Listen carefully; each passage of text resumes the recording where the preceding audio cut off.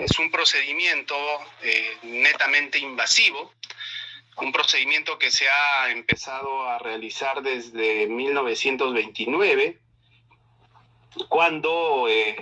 Frossman realiza la primera cateterización cardíaca, se autocateteriza, digámoslo de otra manera, realizando una incisión antecubital en el brazo,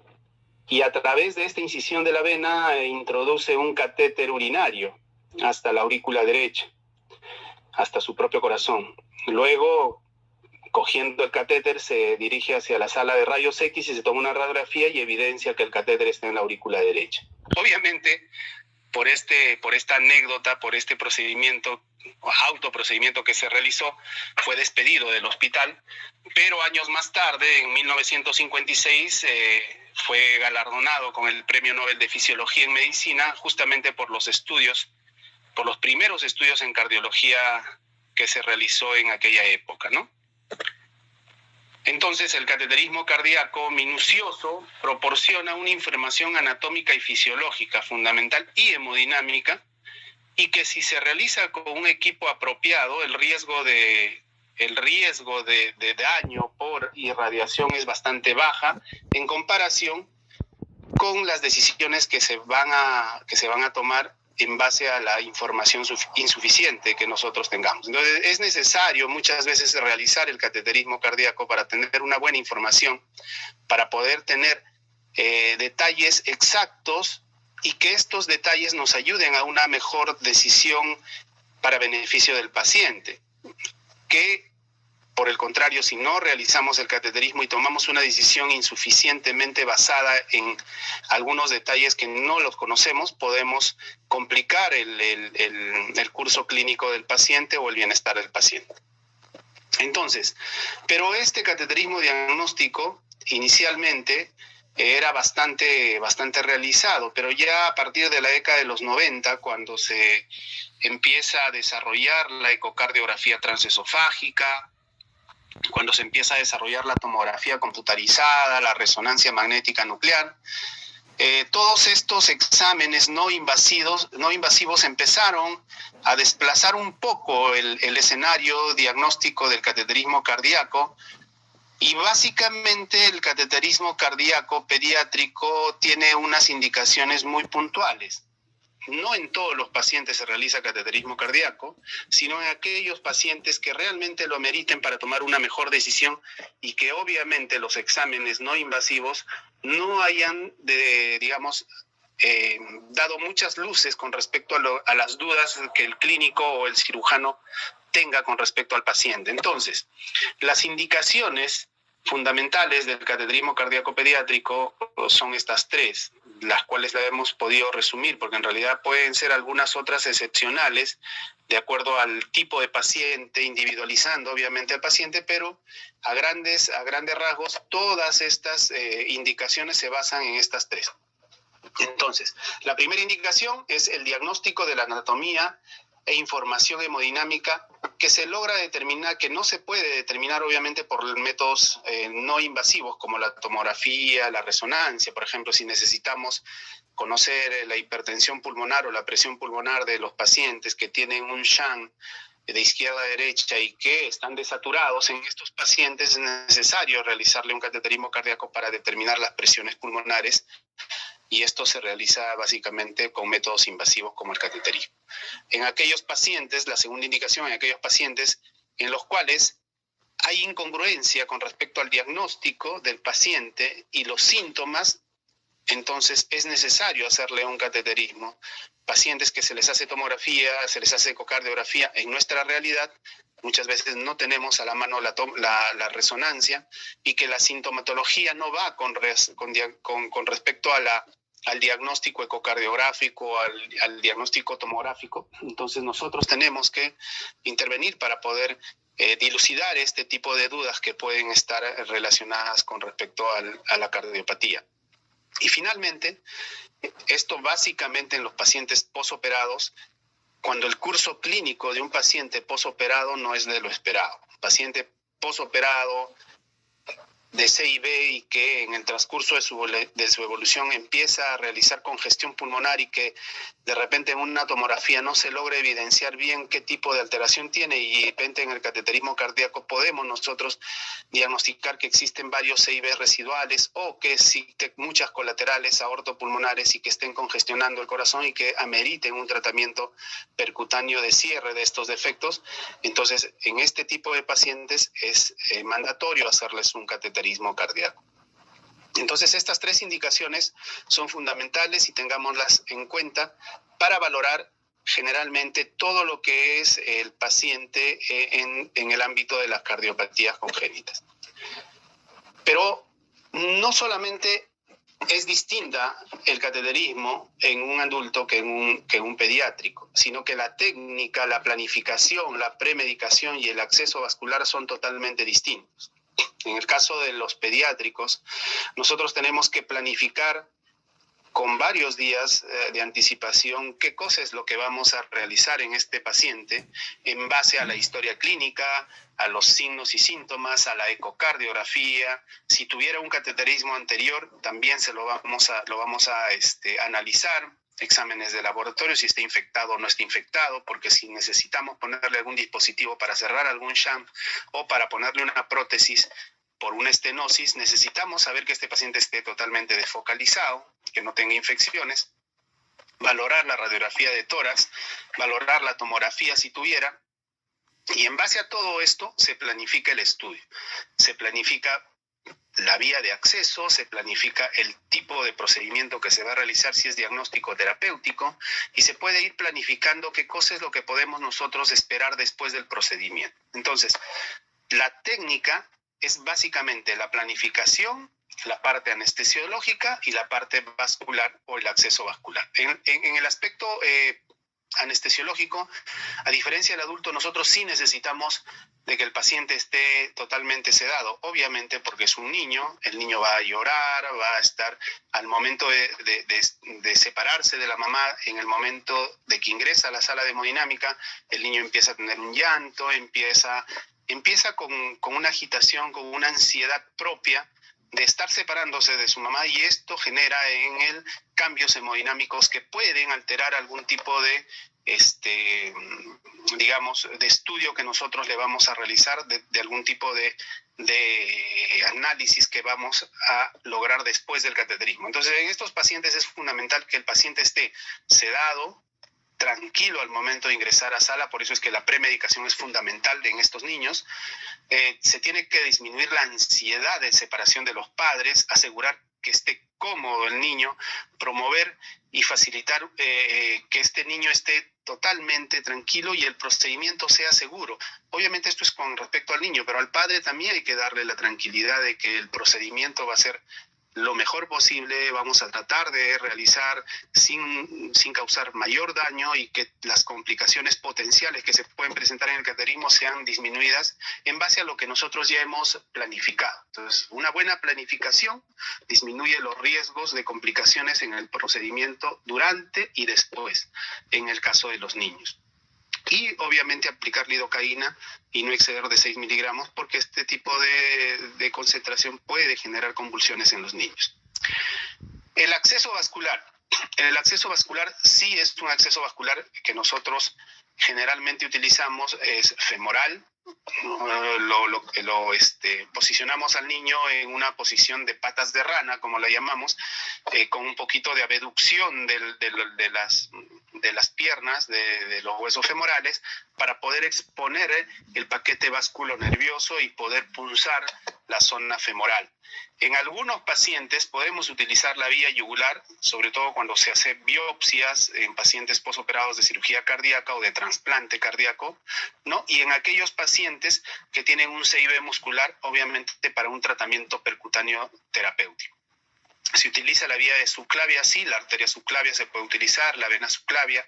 La vía umbilical es utilizada en los neonatos, pero obviamente la vena se puede utilizar hasta el tercer día y la arteria solamente hasta el séptimo día. Y los catéteres que se deben utilizar o los introductores deben ser de bajo perfil. Se llama bajo perfil a los catéteres y introductores o elementos que tengan menor diámetro. es de bajo perfil, aquellos que tienen menor diámetro en la luz para poder utilizar catéteres muy delgados y estos puedan evitar algún tipo de complicación arterial o venosa en los pacientes utilizando catéteres o introductores de alto perfil. También se puede utilizar la vía transhepática. En nuestra experiencia no hemos aún utilizado esta, pero en aquellos pacientes en los que se requiere el cierre del CIA y que no tengan vena cava inferior, que tengan una continuación de ácido, se podría utilizar esta vía transparieto-hepática, ¿no? Entonces, los accesos, como ustedes pueden ver acá en la gráfica, son los accesos femorales. Los accesos femorales, que son los más frecuentes, casi el 80-90% de los pacientes son realizados mediante esta vía, mediante este abordaje. Se puede utilizar la vía yugular en aquellos pacientes posoperados de cirugía de Glenn y que tienen desconexión cavo-pulmonar y se necesita tomar las presiones de la arteria pulmonar, ¿no? Se puede utilizar la vía umbilical en aquellos neonatos que requieran algún tipo de tratamiento intervencional, por ejemplo, un Rashkin a través de la vena umbilical se podría hacer con catéteres de bajo perfil y balones de bajo perfil.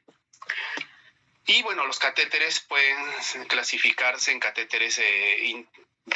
tipo angiográfico, de agujero terminal, de agujero lateral, aquellos catéteres que tienen balón con agujero terminal o catéteres que tienen balón sin agujero y que solamente sirven para poder llegar a determinar las presiones a nivel de las pulmonares. Entonces, este tipo de catéteres nosotros los tenemos acá, son múltiples, los que utilizamos generalmente son los mismos que utilizamos en adultos, solo que el French o el tamaño o el diámetro intraluminal es mucho más pequeño. Son todos los tipos de catéteres angiográficos como el pigtail, que también se puede utilizar para tomar la presión, catéteres Berman, los catéteres Wedge, los catéteres NIH, que tienen balones terminales y que nos ayudan a tomar decisiones o tomar las presiones distales al momento de hacer un clavado. Ustedes en adultos, los cardiólogos que están ahí presentes, saben que utilizan el catéter Swan-Ganz, que tiene un balón distal con un agujero terminal, que se utiliza mucho para tomar las presiones enclavadas o las presiones de cuña de los pacientes para tomar el gasto cardíaco y las presiones pulmonares distales, ¿no? Entonces, el cateterismo cardíaco pediátrico está dividido en dos, aquellos que son estudios y aquellos que son terapéuticos. Pero también los podemos dividir en aquellos que son ambulatorios y los que son de emergencia. Pero en ambos casos se puede hacer prequirúrgico o posquirúrgico, dependiendo de la evolución y del estado clínico del paciente. En el caso del cateterismo cardíaco diagnóstico, el propósito de este cateterismo cardíaco diagnóstico es recoger todos los datos que nos van a servir para tomar una mejor decisión. Necesitamos tener datos hemodinámicos, de presión, de saturación, de QPQS, en fin, del tamaño de la arteria, el tamaño del shunt, o si hay una estenosis distal o proximal. Entonces, todos estos datos recogidos en un cateterismo cardíaco nos ayudan a tomar una decisión, ya sea en el intraprocedimiento o para un posterior procedimiento quirúrgico. Entonces, son muy importantes tomar y recoger todos estos datos en el cateterismo cardíaco. Entonces, pero tenemos que tener en cuenta un aspecto importante, que los cambios de oxigenación, de ventilación, de frecuencia cardíaca, de presión arterial por la ansiedad del niño al momento de llegar a la sala de hemodinámica pueden afectar directa o indirectamente estos cálculos. O sea, nosotros sabemos que un niño con ansiedad hay una descarga adrenérgica y por lo tanto puede aumentar la presión arterial y que después, en el momento del cateterismo, estos datos puedan salir un poco alterados. Sí es posible, porque obviamente es un niño y está sometido a mucho estrés y a mucha ansiedad. Entonces, tenemos que tener la certeza de que la planificación que nosotros hemos mencionado debe ser totalmente exacta. La premedicación debe ser adecuada, que el niño debe estar con un bajo riesgo, con un bajo nivel de ansiedad para que todos sus niveles estén dentro de su basal y nosotros podamos tomar exactamente todos los datos hemodinámicos que necesitamos para tomar una mejor decisión, ¿no? Entonces, es importante tomar en cuenta todos estos aspectos para poder valorar los datos en el posterior. Por algunas veces nos ha pasado que el niño entra con mucha ansiedad, hiperventilando, casi cianótico por tanto llorar, y cuando le tomamos una gasometría en el momento está con una acidosis con retención de CO2 o está con una alcalosis respiratoria por hiperventilación. Todos estos datos pueden alterar todos los cambios hemodinámicos que nosotros vamos a poder recolectar durante el procedimiento. Entonces, y también es importante que al momento de hacerle el cateterismo tomemos una diferencial de saturación arterial y venosa. Si nosotros tenemos una diferencial de 20 a 25 en un corazón biventricular, podemos decir que tenemos un gasto cardíaco de 3.5 litros por minuto por metro cuadrado. Pero si existe una mayor diferencia de saturación en este tipo de corazones, nosotros vamos a encontrar que el índice cardíaco o el gasto cardíaco va a ir bajando. Y como lo tenemos en esta tabla, mientras mayor sea la diferencial entre la saturación arterial y venosa, mientras sea más diferente, una saturación venosa de 30 con una saturación arterial de 90, significa que tiene paciente muy bajo gasto, ya sea para cualquier tipo de corazón o univentricular o biventricular. Y tenemos que tomar en consideración también las presiones pulmonares en el niño, que pueden variar con respecto al adulto. Las presiones de atrio pueden ser una media de 3, la del ventrículo una una sistólica de 25, en la arteria pulmonar generalmente tenemos entre 10 y 15, pero una media de 13, que es el rango óptimo, y las presiones que pueden estar variando de aurícula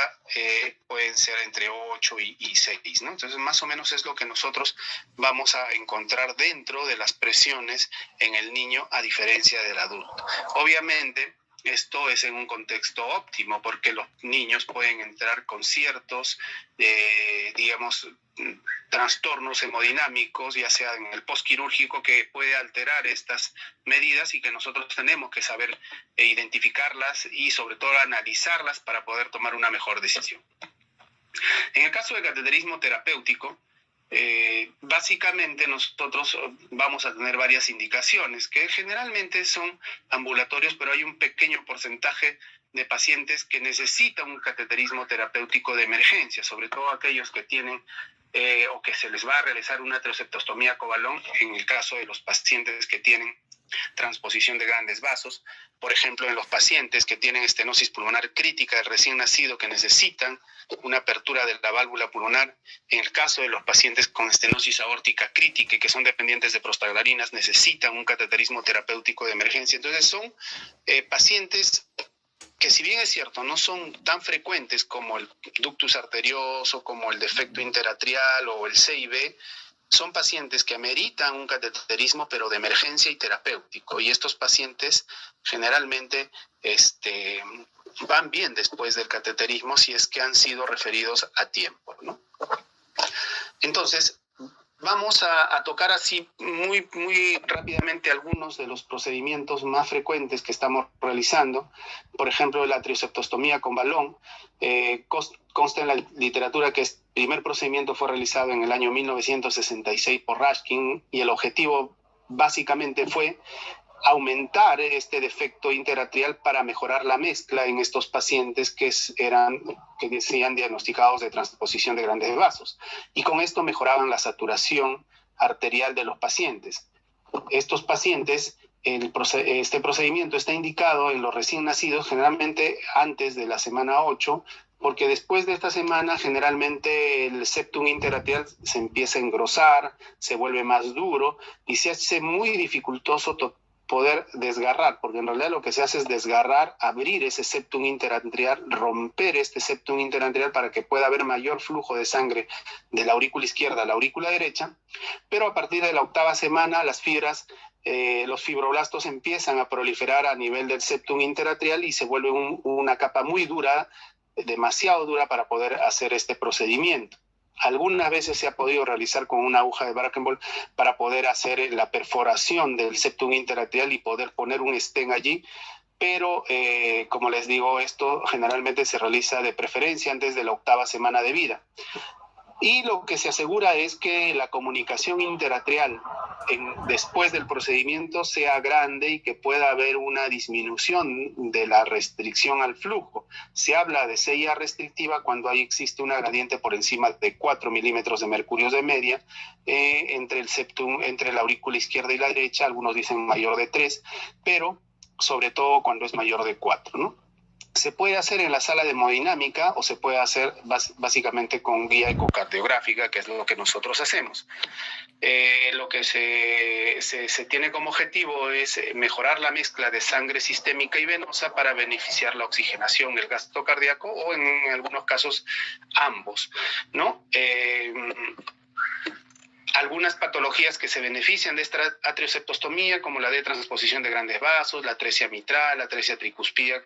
la atresia pulmonar con septum íntegro, algunas veces los drenajes venosos anómalos que generalmente pueden tener un CIA restrictivo, o los síndrome corazón izquierdo hipoplástico, que lo ideal sería hacerle la atrioseptostomía después de hacerles el bundling y ponerles el stent ductal, en el caso de que sean híbridos. Acá tenemos un paciente con transposición de grandes vasos, al cual se le realiza la atrioseptostomía, se procede a pasar el catéter balón a través del septum interatrial, a través del foramen oval, y se procede a una tracción manual controlada, ¿no? Se trata de traccionar este balón, se jala, en otras palabras, el balón para romper este septum interatrial. Acá se ve cómo el septum interatrial está desfaselado, está prácticamente bamboleando una parte del septum, significa que ha sido una atrioseptostomía adecuada. También tenemos el cierre de ductus en el caso de los terapéuticos, un paciente con un ductus arterioso, Krichenko tipo A, que se puede apreciar acá cómo se está procediendo al cierre del percutáneo con un dispositivo ADO2.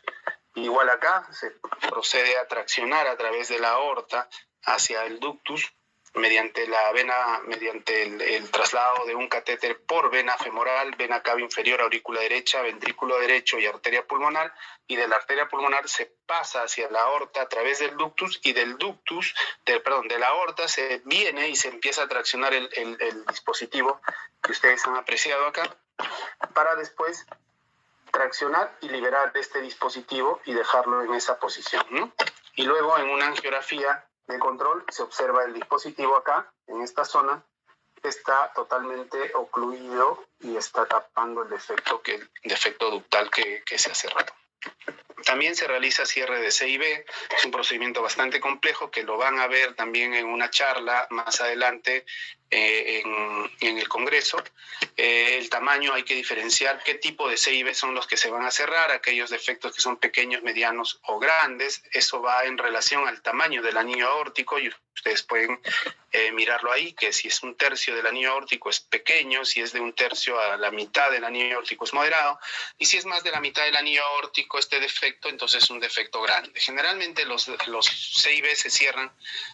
o son musculares los que se cierran, o son los perimembranosos que tienen un aneurisma septal, que nos pueda permitir posicionar un dispositivo dentro de este aneurisma septal que está cerrando parcialmente el defecto, ¿no?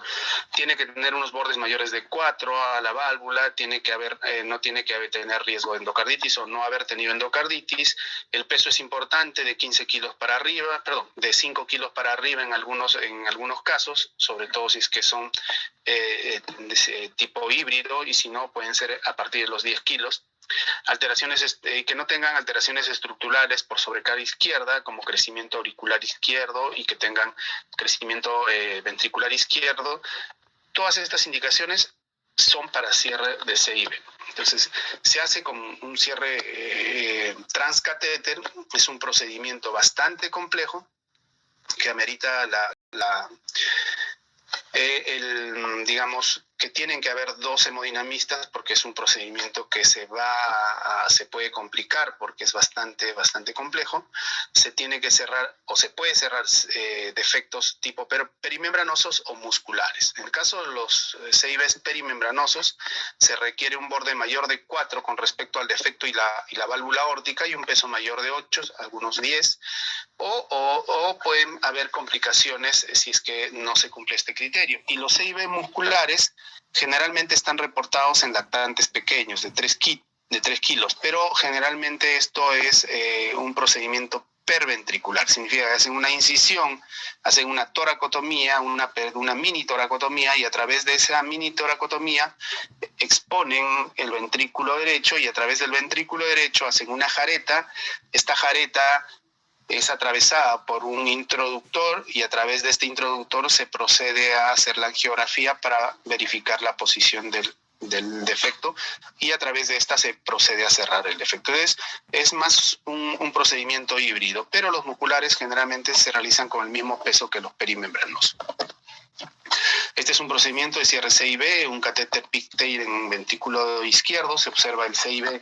que está a nivel perimembranoso, ¿no? Se realiza un asa, se realiza la captura de una guía que pasa de arteria a vena, o sea, se hace un circuito arterio-venoso, se procede a pasar una guía a través de la aorta, del ventrículo izquierdo, y luego atraviesa el CIB hasta llegar a la rama pulmonar, como se aprecia ahí. Se captura con un catéter lazo a través de vena cava inferior, ventrículo derecho y arteria pulmonar, y al momento de lazar se tracciona esa guía hasta sacarla por vena femoral. O sea, ingresa por arteria femoral y sale por vena femoral. Se realiza todo un lazo arterio-venoso, y es a través de este lazo, que sirve como guía, que se procede a introducir la manga o el sistema de delivery del dispositivo, para poder luego atravesar el CIB con el dispositivo hacia el ventrículo izquierdo, y del ventrículo izquierdo hacer la liberación de uno de los discos, y luego hacer la liberación del segundo disco. Como se aprecia acá, se hace la liberación del segundo disco y el disco queda en esta posición, ocluyendo perfectamente el defecto septal interventricular. Es un procedimiento bastante complejo que puede tener riesgos. Uno de los riesgos,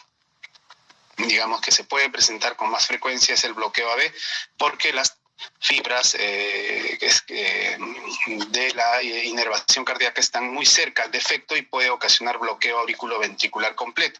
o intermitente en algunos casos, y en este caso es necesario hacer el retiro del dispositivo mediante tratamiento quirúrgico, ¿no? También se ha realizado tratamientos de estenosis valvular pulmonar percutánea. La indicación generalmente, si no es una estenosis valvular pulmonar crítica de recién nacido, que es una emergencia que ya lo habíamos visto, se puede realizar de forma ambulatoria cuando la gradiente es máxima o es alta por encima de los 50 milímetros de mercurio, ¿no? Si es una estenosis valvular crítica de recién nacido, generalmente si es crítica es porque este paciente es dependiente de prostaglandinas para mejorar el gasto pulmonar y por lo tanto necesita prostaglandinas. Entonces, independientemente de la gradiente que se puede encontrar en los neonatos con estenosis crítica, ya el hecho de que sea dependiente de prostaglandinas lo vuelve crítico, porque puede tener una gradiente baja por disfunción ventricular derecha y por lo tanto no ser catalogada como severa, pero la dependencia de prostaglandina es lo que marca el punto para el diagnóstico de estenosis crítica recién nacida, ¿no? Entonces, este tipo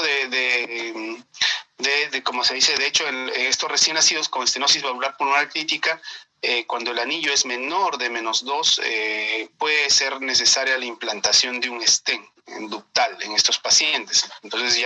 ya se comporta como un doble procedimiento, una valvuloplastía pulmonar, y si el anillo o el score Z del anillo pulmonar es menor de -2, es necesario algunas veces implantar un stent en el conducto arterioso para garantizar el flujo pulmonar en estos pacientes. La técnica puede ser la técnica de un solo balón, que generalmente se realiza en los neonatos y niños pequeños, o puede ser la técnica de doble balón cuando el anillo valvular pulmonar es por encima de 25 milímetros de tamaño. La técnica de un solo balón está realizada justamente, como ustedes aprecian, a través de un catéter. Se procede a llegar hasta a una de las arterias pulmonares, ya sea derecha o izquierda, con una guía, y a través de la guía se procede a subir el balón hasta la zona valvular pulmonar y se procede a una insuflación manual. Generalmente lo hacemos manual porque las presiones que tiene o la estenosis de las válvulas pulmonares no son tan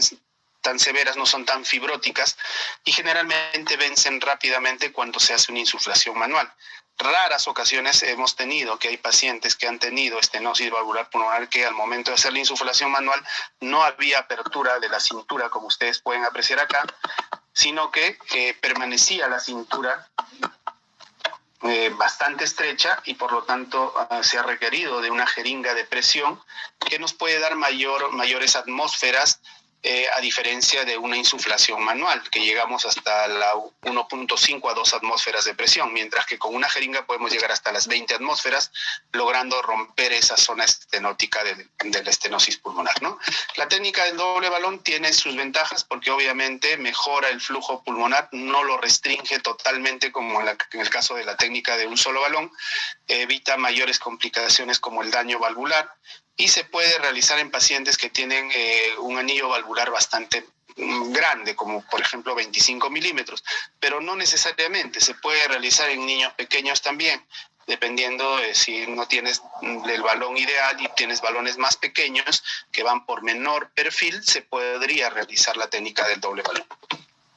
El éxito del procedimiento está determinado por una gradiente valvular de más o menos de 20 a 25 milímetros. El riesgo de reestenosis en estos pacientes es el 10% y la insuficiencia valvular pulmonar es mucho menor, entre el 10 al 30%. Generalmente, después de la primera dilatada, y si no es una válvula pulmonar displásica, es una válvula pulmonar